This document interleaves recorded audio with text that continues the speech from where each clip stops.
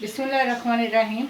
आज मैं आलू और शलजम पकाने लगी। आपको याद होगा, ये देखें, मैंने सर्दियों में ग़ालिबन मार्च के महीने में ये शलजम सुखाए थे और आपको इसकी वीडियो भी मैंने अपलोड की या दिखाया था।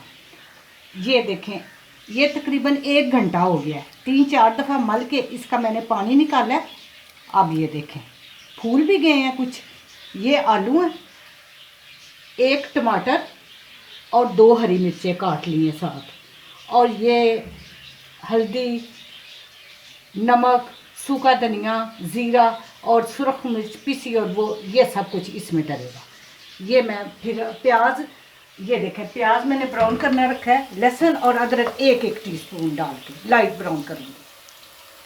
प्याज लाइट ब्राउन हो गया, इसमें ये मसाले डालने लगी हूँ। थोड़ी सी बनाई इसकी करके, तो ऊपर वो शलजम और आलू डालूंगी जी। ये मसाला भून गया। अब इसमें ये पहले डाल के मैं शलजम पानी, मैंने 4-5 पानी मल मल के मैंने इनके निकाले हैं।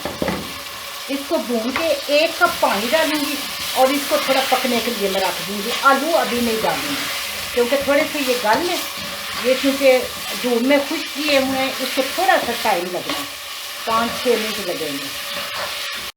इसमें मैं 1 कप पानी डालने लगूँगी। डाल के इसको मैं 4 से 5 मिनट गलाऊंगी। इसके बाद आलू डालेंगे।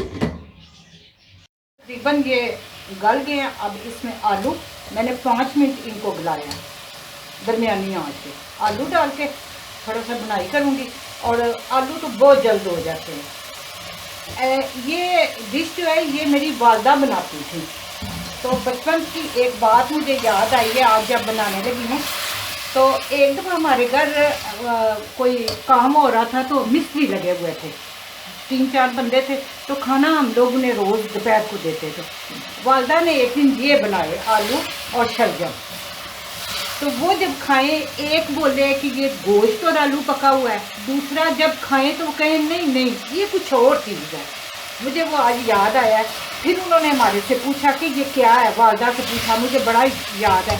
तो फिर वालदा ने बोला कि नहीं, ये मैंने कचरियाँ इसे कहते हैं, पंजाबी में ना कचरियाँ कहते थे। मैंने आलू और कचरियाँ बनाई हैं, शलजम सुखाए हुए थे, तो बहुत टेस्टी ये होते हैं। आप भी ज़रूर इसको बनाएं और पकाएं, बड़ी मज़े की लगती हैं। ये भून के अब मैं इसको थोड़ा सा पानी डाल के गलने के लिए रखूँगी 2 या 3 मिनट। हरी मिर्चें भी बीच में दें ताकि इसके साथ ही ये डाल दें। अब बस इसको गलने रख देते हैं। ये लें जी, ये मुकम्मल होगी।